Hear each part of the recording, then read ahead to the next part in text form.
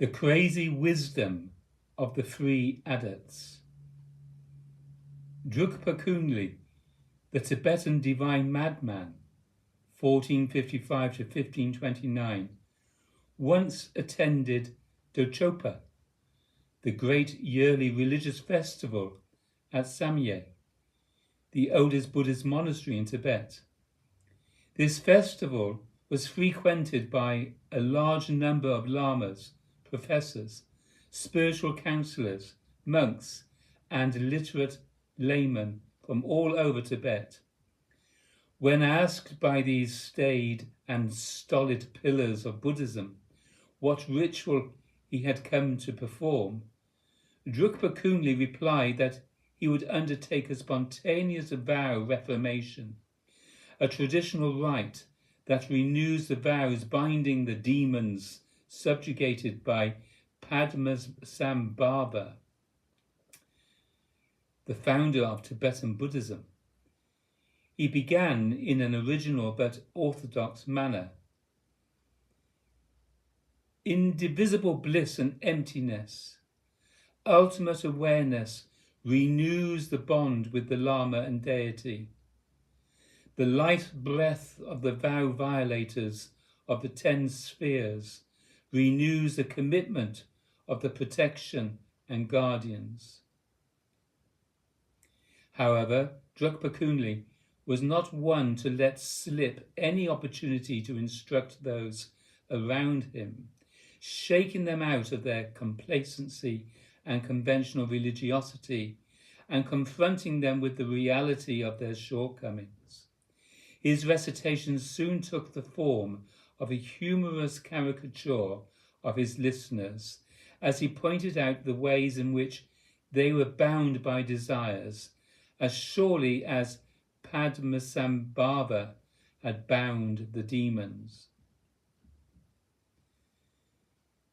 Double and triple offerings for provost and steward satisfy monastic officials, an unending string of dry words satisfies the ambition of scholars. Superficial flattery satisfies politicians and superiors. His own talk, though it fall on empty ears, satisfies the garrulous head of the family. Sugar and butter sweets satisfy fat mothers.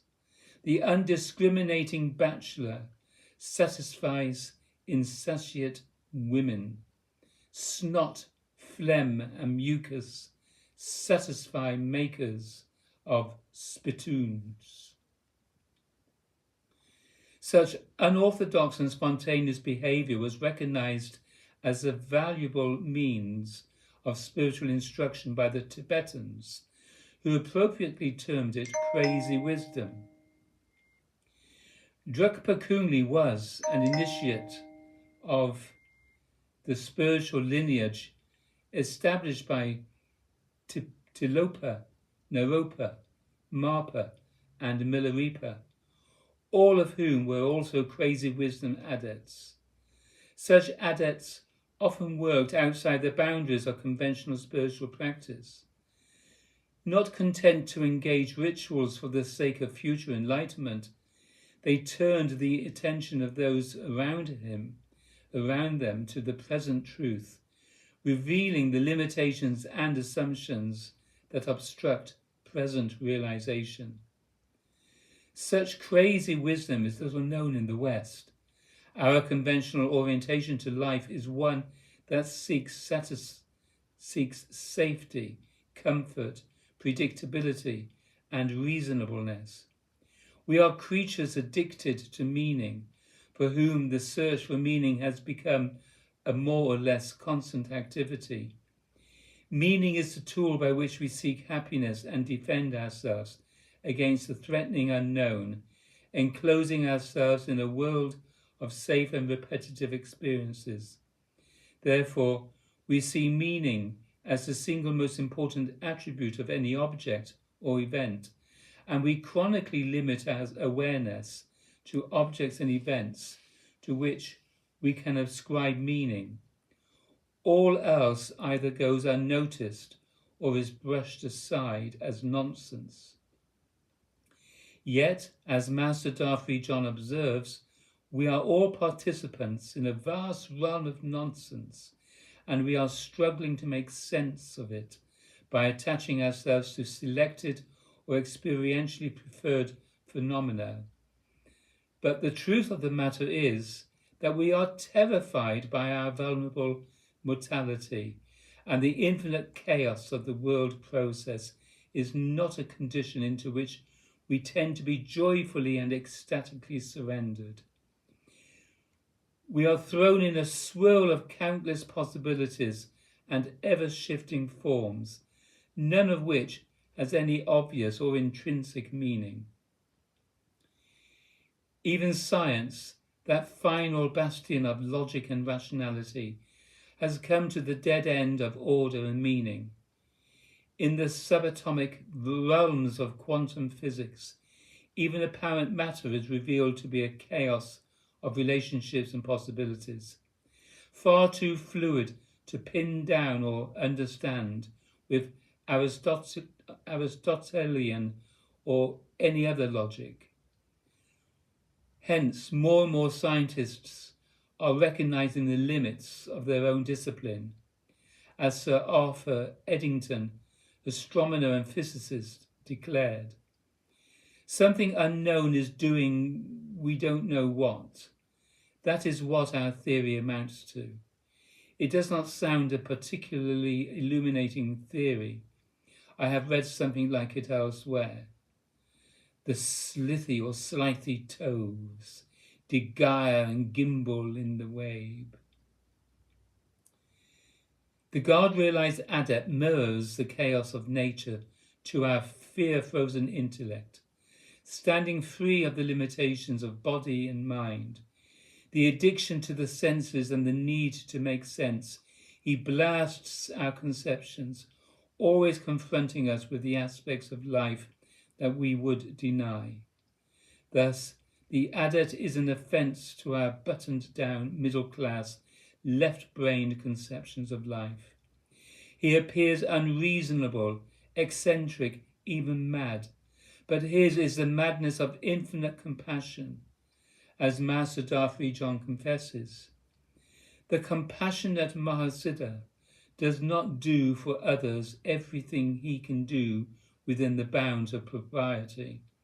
The compassion of the Mahasiddha is such that he will do everything, whether in the realm of propriety or not, for the sake of awakening others. Therefore the crazy adept looks crazy. The story is told that Ramanuja, a Hindu Vedantin, 1017 to 1137, once visited a certain spiritual teacher, having heard that he possessed a particularly potent secret teaching. Before instructing Ramanuja, the teacher explained to him that the knowledge he was about to impart was an esoteric secret of the highest degree, and if Ramanuja should ever reveal it to another, he would surely suffer in the hell worlds. The teacher then went on to say that the teaching was so powerful that simply to hear it once was to be guaranteed salvation. After receiving this teaching, Ramanuja bowed and then hurried straight to the roof of the highest building in the marketplace. From this conspicuous podium, he bellowed the secret teaching at the top of his lungs to everyone in the crowded marketplace. When the outraged teacher demanded to know what Ramanuja was doing, he replied, "If so many can be saved in the expense of one, this is wonderful indeed." While there is no such salvatory formula, the aspirant in the story does reflect the heroic nature of the crazy adept's relationship to his devotees. Having rid himself of the illusion of bondage and confinement to a particular body-mind, he then surrenders his life completely to struggle for the sake of others. His life becomes a kind of sacrificial theatre in which he willingly undertakes any trial in order to awaken those fortunate enough to contact his influence. In India, such a free adept is called an avadhuta, or one who has shaken off the egoic point of view. One such avadhuta, Swami Nityananda, would often wander around naked, died 1961. On one occasion he was accosted by the local citizens who were irate at his nakedness. They reported Nityananda to the magistrate, who tried to convince him to wear a loincloth. But Nityananda, using the incident to make a lesson about the transcendental unity of all apparent phenomena, responded, "Cover what? With what?" Finding it useless to argue, the magistrate ordered the police to tie a loincloth on Nityananda. 3 or 4 times they tried, but each time the cloth slipped to the floor. Embarrassed by his public display, the magistrate called one of Nityananda's devotees, who was a tailor.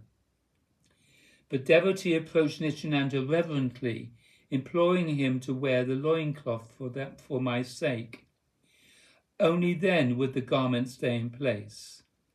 In this humorous manner, Swami Nityananda demonstrated that he was free of all conventional constraints, but that he was indeed submitted to his devotees.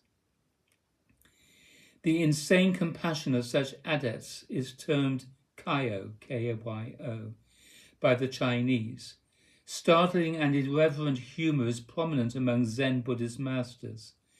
Hyung Po, the 9th century Zen master, once addressed an assembly of monks, many of whom were respected and experienced practitioners, with the following remarks. "You people are just like drunkards. I don't know how you manage to keep on your feet in such a sodden condition. Why everyone will die laughing at you.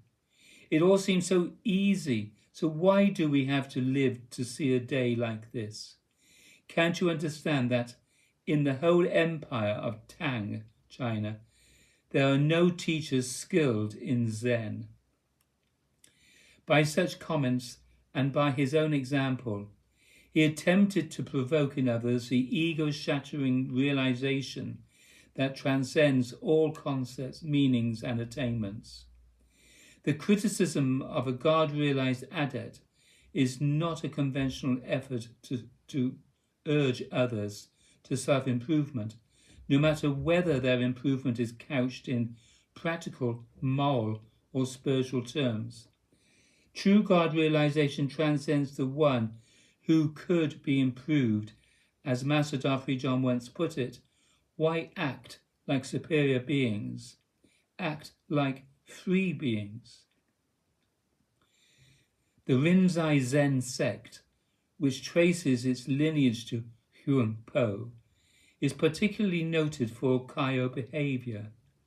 Its practice is marked by beatings, shouting of nonsense syllables, and the use of various unorthodox techniques to stop the mind. Among them, the humorously impossible but dead serious riddles called koans. Its founder, Rinzai, exhorted his followers, "Kill the Buddha, kill the patriarchs." The Taoist mountain sages also exhibit the crazy wisdom attitude. Witness the whimsical sage Chuang Tzu, who engaged in this humorous exchange with Tung Ku Zu.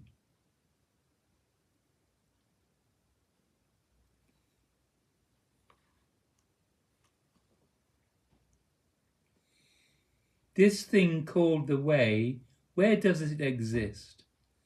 Chuang Tzu said, There's no place it doesn't exist. Come, said Master Tunku, you must be more specific. It is in the ant? As low a thing as that? Yes, it is in the panic grass. But that's lower still. Yes, it is in the tiles and shards. How can it be so low? And it is in the piss and dung. As Westerners, having been educated to worship reason and rational order, we may find it particularly difficult to understand crazy wisdom and the teaching methods and behavior of crazy adepts. Yet, there is a little-known tradition of divine madmen, even within Christianity. Simeon of Emesa, Thomas of Caesarea, Andreas of Constantinople, Lucas of Ephesus, all canonized saints and divine madmen, or fools for Christ's sake, were all living examples of the foolishness of which St. Paul spoke in his first epistle to the Corinthians. For instance, Simeon of Emesa, the 6th century Eastern Orthodox saint, used to relieve himself in public and would often walk about naked, throw stones at passers-by, crawl on his belly, and associate with harlots, though without having sexual intercourse with them.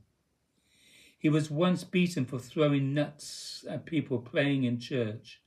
He regularly drank wine in taverns and often provoked violence or was himself violent without apparent reason. He also happened to work miracles, and these were often flavoured with humour. He was buried as any madman, but when shortly afterwards his coffin was reopened to grant him a decent burial, his corpse was not to be found. The great Western Church Father, St. Francis of Assisi, 1184 to 1226, was also something of a wise fool. He referred to himself and his pupils as jesters of the Lord, who practiced spiritual joy. Although he never followed the excesses of obscenity of the fools for Christ's sake in the Eastern branch of Christianity, he did make a point of transgressing certain rules for the clergy and laity. Thus, on one occasion, he preached stark naked in church, provoking shock and mockery. Understandably, solid citizens are traumatized and outraged by such capriciousness. But why are they shocked and offended? They simply feel threatened, and they have good reason to feel threatened, because after all, their all-is-well universe is at stake. By inclination, we are loath to reconsider the shaky premises upon which our lives are built. Basically, we are afraid to look at life as it really is. We want everything to be harmonious, orderly, in place. Yet, no matter how we order our lives, deep down we all have the feeling that we are disturbed. That feeling is the beginning of wisdom, and it is that very feeling that the adept plays upon with his criticism and his wild, unsettling behaviour. As Master Darfree John expresses it, human beings have always been struggling to realize another condition, because they intuitively know that there is something about their present state, no matter how orderly it may look, that is insane, disturbed. There is an inherent disturbance associated with the most orderly kind of ordinariness. Most people can acknowledge this. The conventional state of the ego is a kind of insanity. This is why, since ancient times, human beings have been devoted to realizing some other kind of condition, even though they might not be able to name it yet. Everyone is motivated toward release by the inherently disturbed sense of self. In fact, this is our great advantage. This is the native city of all beings. We already transcend the ego through our disturbance. It is not something we should be suppressing, therefore. We should not let it make us insane, but we should use that energy, use that motivation. From a talk by Darfrey John. Needless to say, the means by which the free adept stirs up our basic sense of disturbance and puts us in contact with the motivation toward release are not necessarily orderly, pleasant, or polite. As Master Darfrey John points out in a passage which was inspiration for the first part of the title of this book, as long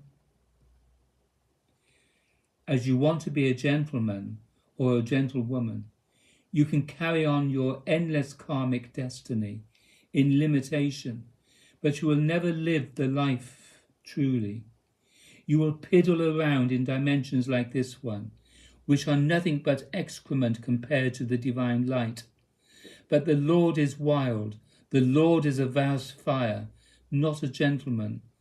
As soon as the Lord makes his contact with you, he works for your dissolution. The talks in this book by Darfrey John represent a sampling of the play of the Western crazy adept with his devotees. In the first several talks, Master Darfrey John deals very specifically, even bluntly, with the way we cling to rationality, meaning, orderliness, and logic, trapping ourselves within a mind-forged prison.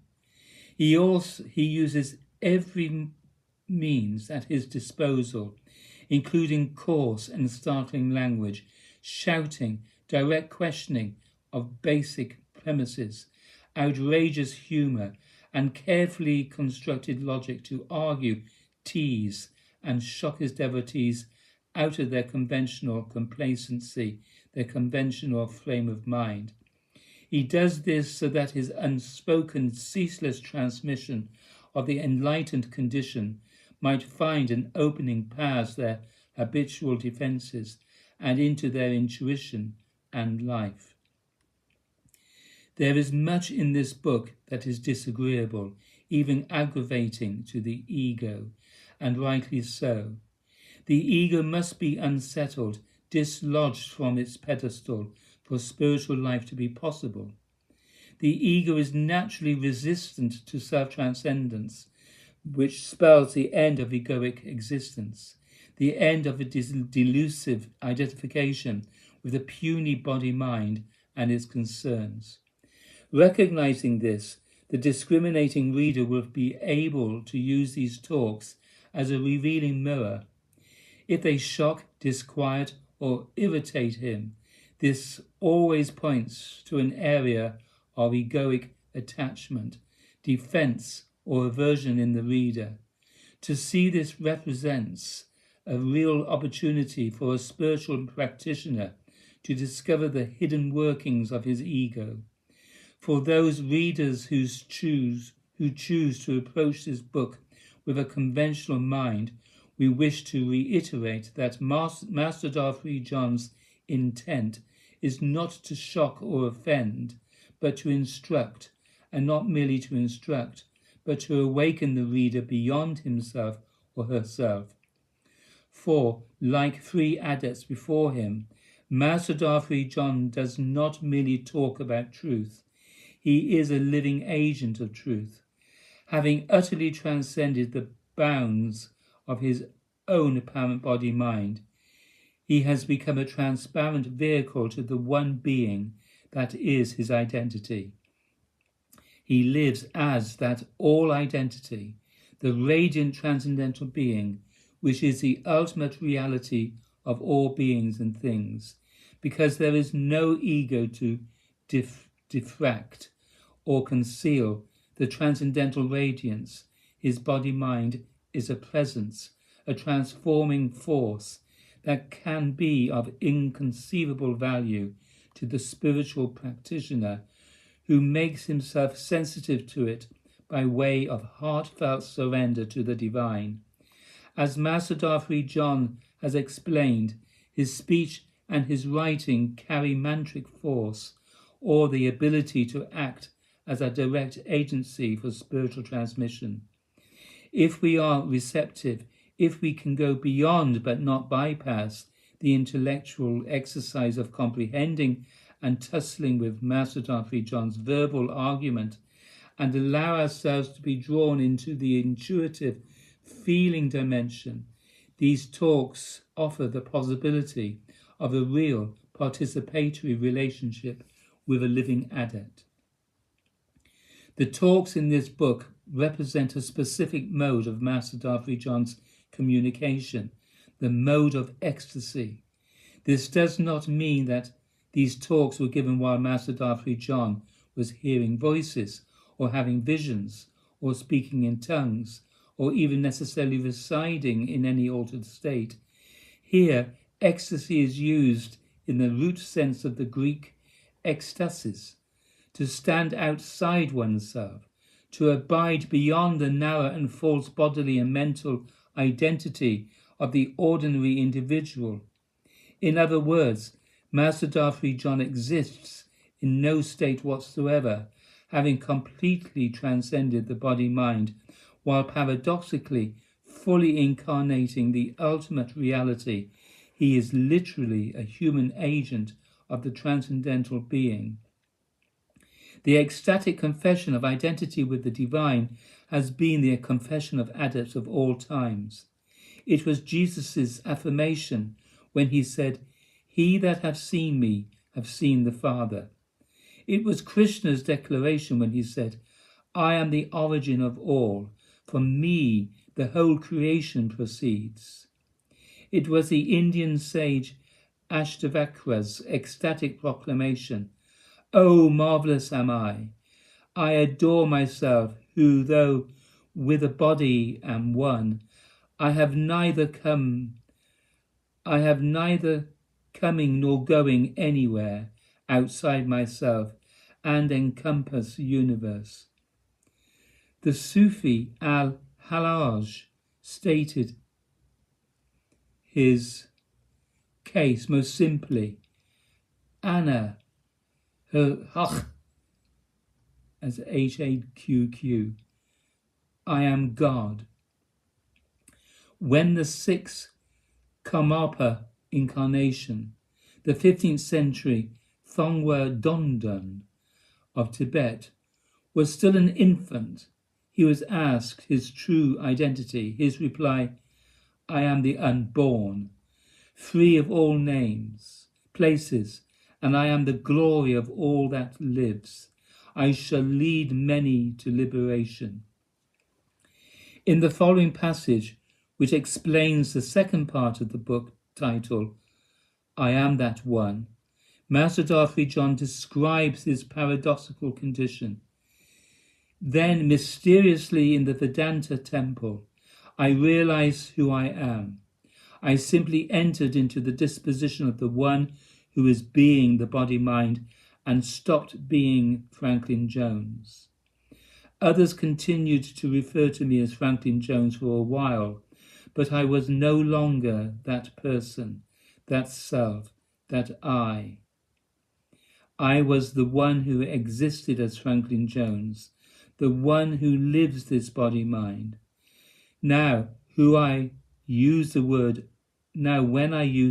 I, or when I tell you to remember me, I do not refer to the limited, separate personality of the born one, Franklin Jones, that fictitious character.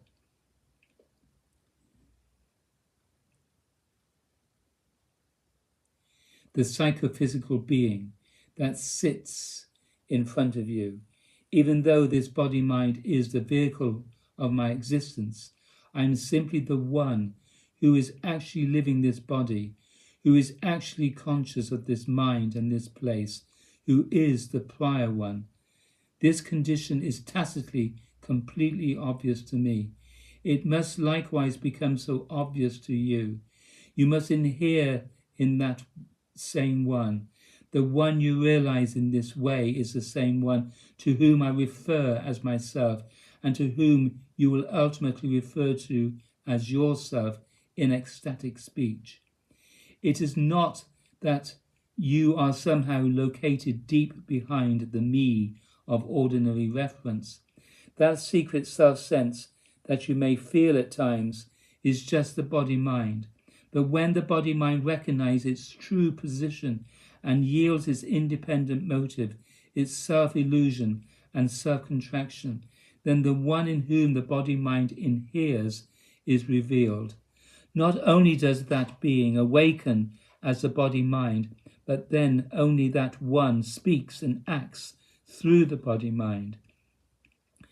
In other words, become the vehicle of God, be the vehicle of the divine. Thus, one day Franklin Jones responded to the call of his name and to the questions that were usually directed to him. And in another moment, that same Franklin Jones ceased to be present. You also must die in that fashion. That disappearance is ego death, when it is literal and true. If I ask you in this moment who you are, you will define yourself as the body-mind. You are the one whom we named Ralph, or Peter, or Martha, or Frank, or James. You are exactly that one, that person, no one else. The conventional self-definition is the limit of your presumption and aspiration at this time. But if you will consider my argument, then someday someone may speak to you, and the paradoxes of your speech may reveal that only the one who is actually being the body before us is speaking. How that becomes true is shown in the deep ecstasy of our perfect surrender into the heart, the living one. The heart is the infinite and radiant consciousness that is the very nature and condition of all beings and things. Although intuited at the heart with a capital H is not inside body and mind, nor located in any place in relation to body and mind. The body and mind arise within the all-pervading condition, capital C condition, and they are modifications of it.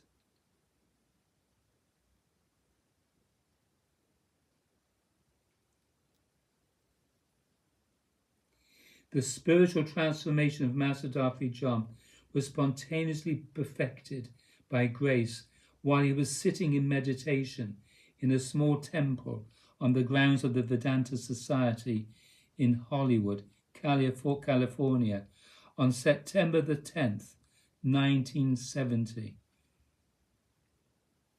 Heart Master Dar refers to the name he was given at birth, Franklin Jones. And Adidar has often said Franklin Jones was a fictitious character. We have to realize that God is living our body minds, that God wants to live our body minds. And then our body minds are simply ecstatic, without any condition whatsoever, simply ecstatic. Da, da, da. That's what it is to be a crazy wise person. You are more sane than the sanest conventional person. Sanity is God. Crazy wise.